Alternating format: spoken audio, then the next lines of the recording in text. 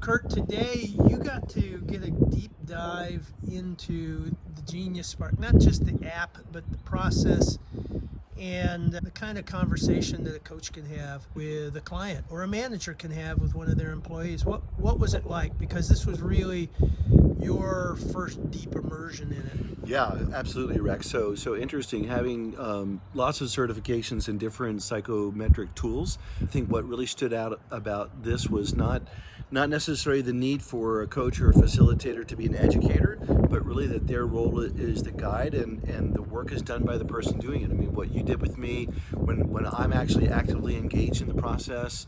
What I loved about it was how much I owned the process, how I got to be able to craft both my Genius Spark and then also the Kryptonite, how descriptive it really was of me.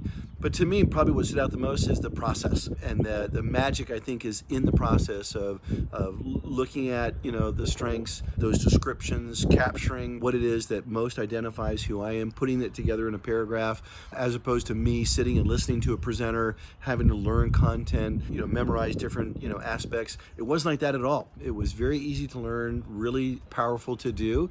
And then I think the relationship between the guide and the client, if you call them that, again, to me, that's where the magic is. And that clearly is what stands out to me about this process with the Genius Spark. Different than so many of the other tools that are out there.